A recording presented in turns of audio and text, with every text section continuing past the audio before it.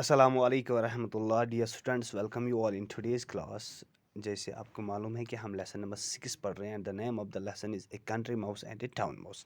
We have completed the lesson. Today we are going to do it as exercise part. Just pause the video for a while, get your books, keep them in front of you and open page number 59. Our first question is in the A section. We have understand and answer, and the first question is read the statements and right true और false. हमें नीचे दिए गए statements को पढ़ना है और बाद में लिखना है कि अगर ये सही है तो ट्रू लिखेंगे, अगर गलत है तो फॉल्स लिखेंगे। पहला स्टेटमेंट है the country mouse had a small cold house. देहाती चूहा जो था उसके पास छोटा सरद घर था। ये बिल्कुल सही है, तो इसमें लिए मैंने टी लिखा है रेड से। बी पार्ट है the town mouse stayed with his cousin for 3 days। Town mouse अपने कज़न के साथ 3 दिन रहा। ये बिल्कुल गलत है, वो एक ही रात वहाँ पे रहा और सुबह वो टाउन के लिए चले गए, दोनों चले गए। सी पार्ट है the town mouse love to eat acorns. Town mouse को एकॉर्न्स खाना पसंद आ गया, उसे बिल्कुल भी पसंद नहीं आया। उसने क्रिटिसाइज़ किया अपने कज़न को, उसने कहा कि आप मेरे साथ आओ, मैं आपको अच्छे अच्छे गुज़ा खिलाऊँगा। दैट मीन्स ये फॉल्स स्टेटमेंट है। डी पार्ट जो है town house was big and cosy. Town का जो हाउस था वो बड़ा था और आरामदेह था। ये सही बात है, इसलिए मैंने ट्रू लिखा है। ई पार्ट है द डॉग्स कुड नॉट केच द माइस। डॉग जो थे वो इन चूहों को नहीं पकड़ सकी। ये बिल्कुल सही है, इसलिए मैंने ट्रू लिखा है। F part the country mouse promised to return again to the town mouse. देहाती चूहे ने वादा किया टाउन माउस से कि वो एक बार फिर आपके पास आएगा। ये बिल्कुल गलत है, उसने ऐसा बिल्कुल भी नहीं कहा। उसने उसे लास्ट पे कहा कि मुझे यहाँ बहुत डर लग रहा है कि अगरचा, और उसने उसे ये भी कहा अगरचा जहाँ मैं रहता हूँ, अगरचा वो घर सरद और छोटा है, लेकिन मैं वहाँ सुकून और आराम से रहता हूँ। तो उसके बाद है answer these questions. B part है हमारा।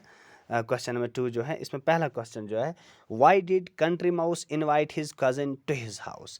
क्यों देहाती चूहे ने अपने कज़न को अपने घर बुला लिया। इसका जवाब मैंने लिखा country mouse invited his cousin to his house to share acorns with him. Country mouse ने इसीलिए इनवाइट किया था अपने कज़न को अपने घर, ताकि वो जो एकॉर्नर्स उसने जमा किए थे वो उसके साथ उसे शेयर करे। बी पार्ट है was the town mouse happy at his cousin house. How do you know. क्या टाउन माउस खुश था कज़न के घर पे। आप किस तरह से जानते हो। इसका जवाब मैंने लिखा know the town mouse was not happy at his cousin house.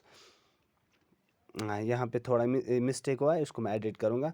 नहीं, टाउन माउस जो था वो बिल्कुल भी खुश नहीं था अपने कज़न के घर पे, because there he got only acorns to eat and he also said to him that your house is cold and small.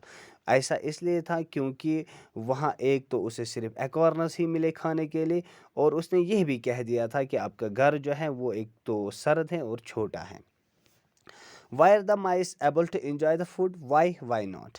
क्या वो चूहे इस काबिल थे कि उन्होंने गुज़ा खाने का लुत्फ़ उठाया। अगर उठाया तो कैसे, अगर नहीं उठाया तो क्यों नहीं उठाया। No the mice were not able to enjoy the food because they got frightened by the growling of dogs. नहीं, वो चूहे इस काबिल नहीं थे कि वो एंजॉय करते थे फूड, क्योंकि वो डर गए थे ग्रोलिंग ऑफ डॉग्स से, डॉग्स के चिल्लाने से, और उनकी जो मेड आई थी वो उनके पीछे पीछे भाग रही थी, उनको मारने की कोशिश कर रही थी, जिसकी वजह से उन्हें खाने में मज़ा नहीं आया। डी पार्ट है why did the maid rush around angrily. क्यों मेड उस कमरे में गुस्से से उनके पीछे भाग रही थी। मेड इसलिए मैंने जवाब लिखा है the maid rushed around angrily to kill the mice. Maid इसलिए भाग रही थी उनके पीछे पीछे गुस्से से, वो चूहों को मारना चाहती थी। मारना क्यों चाहती थी वो आपने पता है कि उसने उस डाइनिंग टेबल पे जितना भी सारा खाना रखा था उसका मैसअप किया था, उसको तबाह किया था। ई पार्ट हमारा लास्ट क्वेश्चन है why did the country mouse say that he liked his cold house better. क्यों कंट्री माउस ने कह दिया उसे कि उसे अपना सरद घर ज़्यादा बेहतर लग रहा है। The country mouse said that he liked his cold house because there he could sleep and eat in peace and comfort. Country mouse نے اسے کہہ دیا تھا کہ اسے اپنا سرد گھر پسند ہے کیونکہ وہاں وہ سو سکتا ہے اور کھا سکتا ہے آرام سے، سکون سے اور کمفرٹ سے، محفوظ طریقے سے، اس لیے اس نے اس سے ایسا کہا.